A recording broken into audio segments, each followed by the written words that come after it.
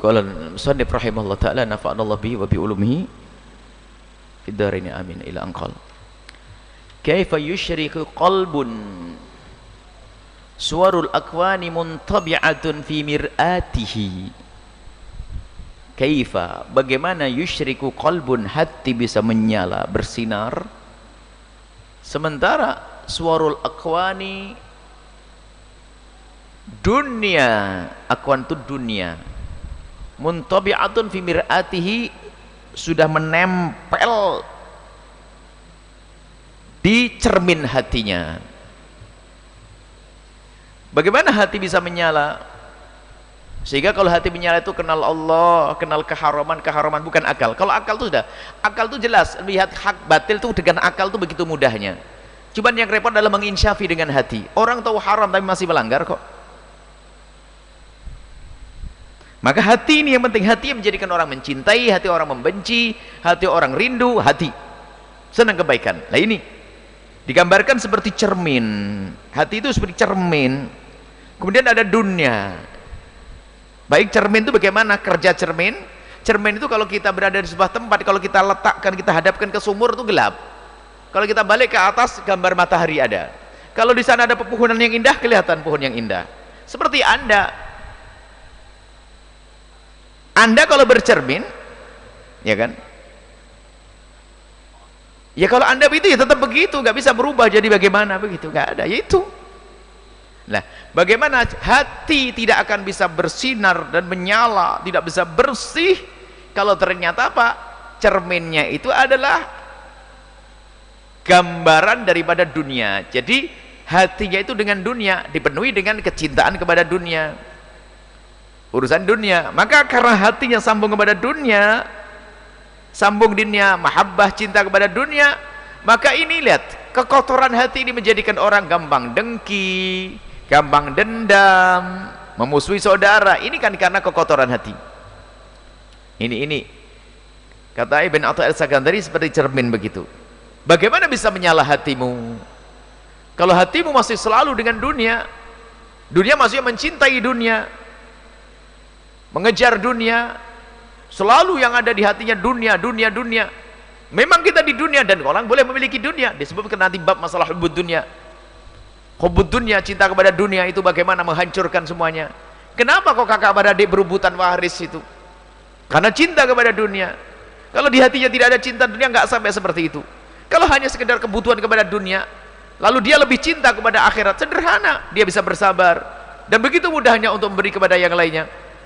Tapi lihat kalau sudah hatinya kotor, tertutup dengan dunia yang gelap tadi, lihat tidak bisa menyala, sehingga tidak bisa melihat kebenaran. Nggak ngerti kalau itu adiknya berantem gulet, nggak tegur sapa, bahkan nggak ngerti kalau itu ibunya, nggak ngerti kalau itu anaknya, nggak ngerti kalau itu tetangga yang baik dengannya, nggak ngerti balas budi, busuk hatinya. Kenapa? Hatinya sudah ditutup dengan dunia sehingga seperti cermin yang nggak bisa menyala. Kenapa? Hatinya menghadap kepada dunia yang kelihatan gelapnya dunia. Nah ini, am kaifa yarhal ilallahi wa huwa mukabbalun bisyahawatihi. Bagaimana seorang akan menuju kepada Allah sementara dia masih terikat dengan syahwat dirinya, syahwat rendah. Bagaimana sampai kepada Allah? Jadi kalau orang ingin sampai kepada Allah, dia harus bisa melepas syahwatnya, syahwat hawa nafsu. Kalau dia masih menuruti hawa nafsunya, maka nggak mungkin sampai kepada Allah karena dia masih diikat dengan hawa nafsunya. Sehingga di sana ada makna mujahadah, memerangi hawa nafsu.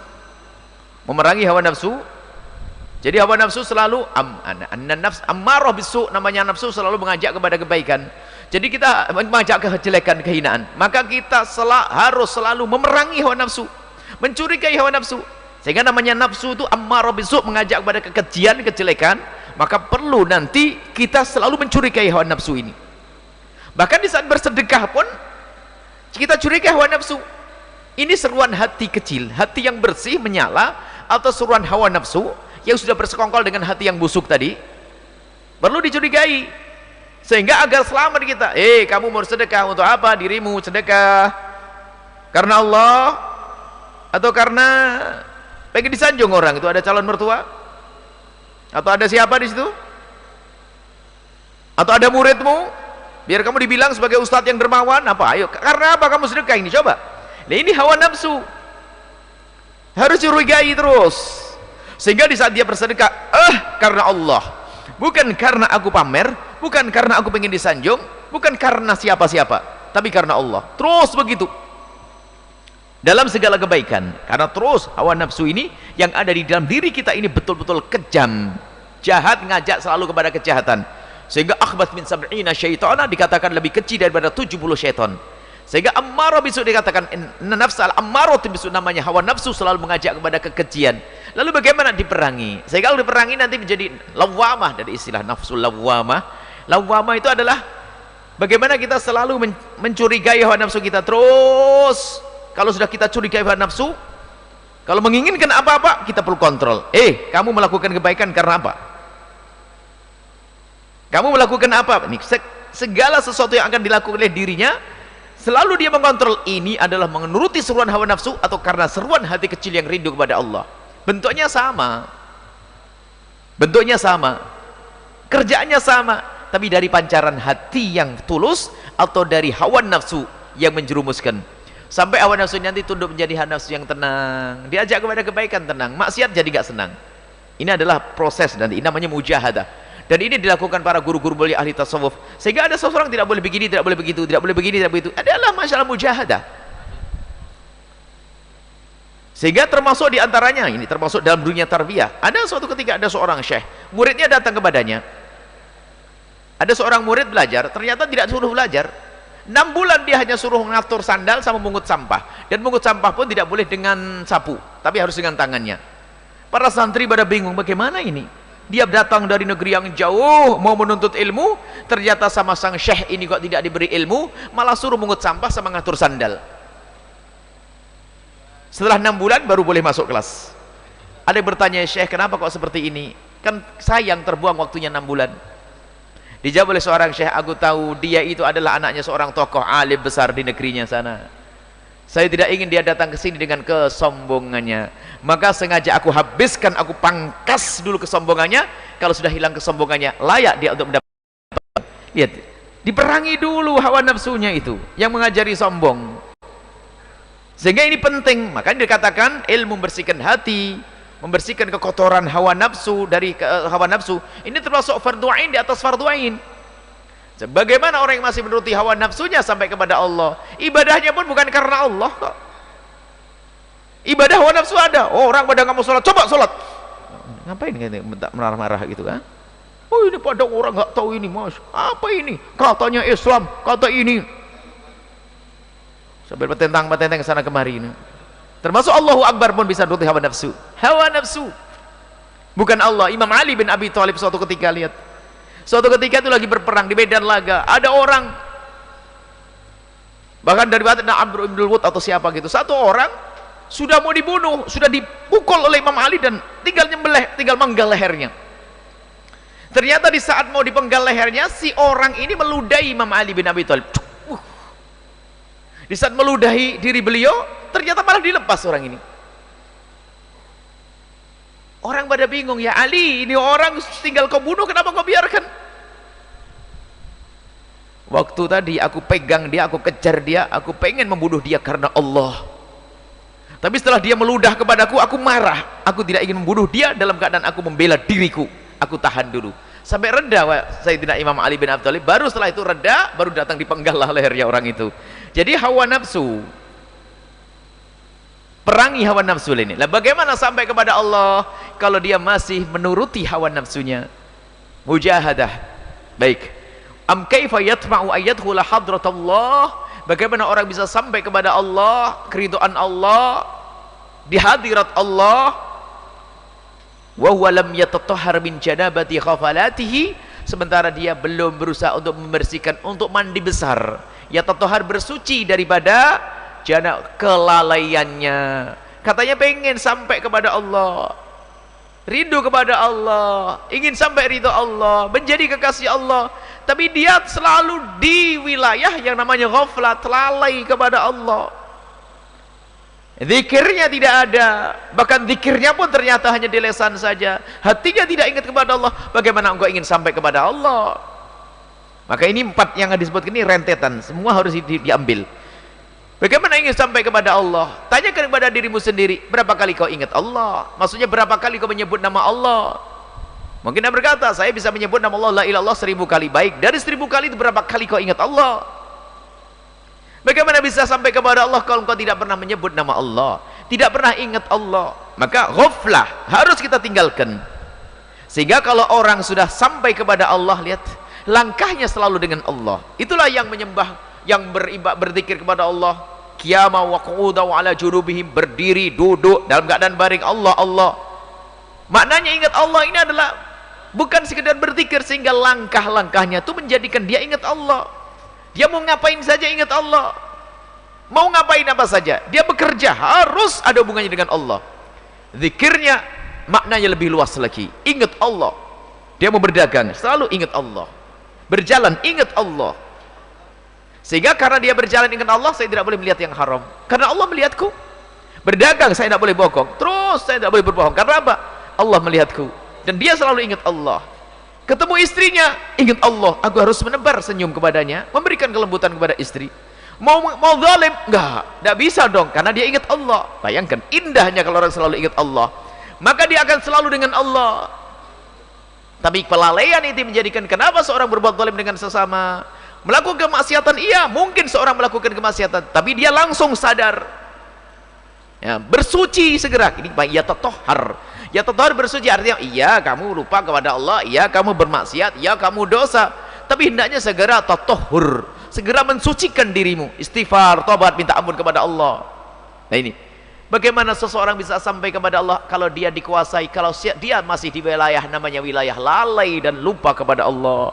Maka para guru-guru mulia mengajari kita untuk bisa senantiasa berzikir, menyebut nama Allah. Berzikir la ilaha illallah sebanyak-banyaknya, sholawat sebanyak-banyaknya. Mulailah dari lidahmu dulu, baru setelah itu melatih kekhusyuan dengan hati. Kemudian setelah itu zikirmu bukan sekedar di lisan dan di hati, tapi di perilakumu. Sekarang matamu yang kau lihat apa, Allah ridho atau tidak, yang kau dengar apa, kau melangkah kemana. Nah ini, itu ingat terus kepada Allah. Kemudian am kaifa yarju ayyafhama daqa'iqal asrari wa huwa lam yatub min hafawatihi. Bagaimana bisa memahami tentang sir, sesuatu yang maknawi dari Allah. Bagaimana faham tentang keimanan, lezatnya iman. Bagaimana tentang ketakwaan, rasa takut karena Allah. Bagaimana cinta karena Allah. Orang bingung, gimana sih cinta karena Allah? Oh iya, gimana cinta karena Allah, bagaimana rindu karena Allah. Ini namanya asrar, sir, adanya di dalam hati. Tiba-tiba rindu kepada kebaikan. Bagaimana orang melakukan kebaikan kok bisa senang dan dengan penuh kegembiraan? Itu al-asrar. Bagaimana orang bisa faham itu semuanya jika wawalam yatub, dia belum pernah bertobat min hafawati, dari dosa-dosanya. Maka termasuk agar kita bisa merasakan manisnya iman, manisnya ibadah, kedekatan kepada Allah, nyaman dalam kebaikan, adalah kita harus selalu membiasakan bertobat dari dosa. Manusia bisa bersalah dan banyak salah, dan kita bersalah, semuanya berdosa. Siapa yang tidak berdosa dari kita? Hanya Nabi saja yang tidak berdosa, dan hamba-hamba yang dipilih oleh Allah. Kita berdosa, tapi ketahuilah bahasanya dengan bertobat akan menjadikan kita bersih, dan setelah bersih mudah kita untuk faham rahasia-rahasia dari Allah Subhanahu wa taala. Baik, kalau kita rentet ya, ini dari bawah. Dosalah dosa. Dosa yang menjadikan kita tidak faham makna kemuliaan yang sesungguhnya. Dosa yang menjadikan kita tidak mengerti kebenaran yang sesungguhnya. Dosa yang menjadikan kita tidak bisa merasakan kelezatan iman. Maka mulailah ayo kita dengan bertobat. Baik, setelah kita membiasakan bertobat, ini mananya Pak? Menyesali dosa-dosa. Dan terus ini kita nomor satukan. Di sini memang nomor yang terakhir, tapi di sini adalah dari sini sumbernya. Disebutkan di yang keempat. Akan tapi kata Imam Haddad dalam kitab Adab Sulikul Murid, kalau engkau ingin menuju Allah, maka hendaknya wilayah pertama yang kau masuki adalah wilayah taubat. Karena engkau akan menuju ke zat yang mulia, bersihkan dirimu agar kau layak masuk wilayah kemuliaan. Taubat, menyesali dosa-dosa. Setelah kita bisa bertobat, menyesali dosa, membiasakan menyesali dosa, mengingat dosa-dosa, karena dosa inilah yang menjadikan kita cepat lupa kepada Allah. Dosa, lihat, dosa, mukadimah dosa, zina, mukadimah zina menjadikan lupa kepada Allah. bahkan menjadikan iman tertanggalkan, sampai dikatakan kalau sudah masuk maksiat, la yazni yasriku sariku hina yasriku wa huwa mu'min, wa la yazni zani hina wa la yazni zani hina yazni wa huwa mu'min. Tidak ada orang mencuri kecuali saat itu imannya ditanggalkan. Yang berzina pun begitu. Jadi dari dosa yang tidak pernah disesali ditobati, orang tidak akan bisa ingat Allah secara sesungguhnya. Maka mulailah dari menyesali dosa. Kemudian setelah kita menyesali dosa, takut kepada Allah, setiap ada mengingat kesalahan-kesalahan, baru kita akan melangkah wilayah selanjutnya. Kita akan menjadi orang yang bisa meninggalkan ghafalat, tidak akan mudah lalai kepada Allah, sehingga selalu bisa ingat kepada Allah Subhanahu wa ta'ala. Nah, kalau sudah orang bisa selalu ingat kepada Allah, maka ketahuilah apa yang terjadi pada dirinya, syahwat mudah diperangi. Dan kalau sudah dia bisa merangi syahwatnya, maka akan menyala hatinya. Dan hati yang menyala itulah yang bisa menerima kebenaran. Lihat, rindu kepada kebaikan, rindu kemuliaan, dan bersyukur atas karunia Allah. Itulah hati yang bersih. Tapi kalau hatinya tidak bersih, hatinya tidak menyala, kebenaran yang difahami oleh akalnya pun tidak bermanfaat kepadanya. Alangkah banyaknya orang yang bisa mengerti dengan otaknya, tapi tidak bisa menjalankan. Karena apa? Hatinya tidak bisa menerima. Dan kita pun mungkin pernah mengalami yang seperti itu. Kita ngerti itu haram, tapi kenapa kita lakukan? Bukankah itu haram dan kita percaya Allah yang berfirman, Nabi yang melarang, tapi kenapa kita melakukannya? Tadi hati kita belum bisa menyala. Kenapa hati bisa menyala? Kita belum biasa merangi syahwat hawa nafsu. Kita masih menuruti tontonan-tontonan seperti itu, sehingga hati belum bisa menyala. Lah, kalau kita sudah syahwat seperti itu, lihat, kalau sudah syahwat terus kita turuti terus, tidak pernah coba kita peperangi, maka mudah kita menjadi orang biasa lalai. Lihat, kelalaian itu akan berkembang mulai dari lupa berzikir sampai sholat mundur-mundur, ibadah mundur-mundur, sampai meninggalkan ibadah, dan setelah itu adalah sampai kepada dosa-dosa. Naudzubillah, habislah manusia kalau dia adalah dosa tidak pernah ditobati, kemudian dia tidak pernah mencoba ingat kepada Allah dan tidak memerangi syahwat, hatinya gelap. Apa bedanya dia dengan binatang? Apa bedanya dengan binatang yang hina itu? Bahkan Allah lebih hina lagi, lebih kecil lagi. Inilah yang diajarkan oleh Ibn Athaillah As-Sakandari, hatimu akan bersih jika engkau sudah bisa memerangi syahwatmu. Dan engkau tidak akan bisa memerangi syahwatmu kecuali engkau membiasakan terus ingat kepada Allah Subhanahu wa ta'ala. Dan ketahuilah, untuk bisa selalu ingat kepada Allah, hendaknya engkau mulai dengan biasa menyesali dosa-dosa, memohon ampun kepada Allah Subhanahu wa ta'ala. Wallahu a'lam bissawab.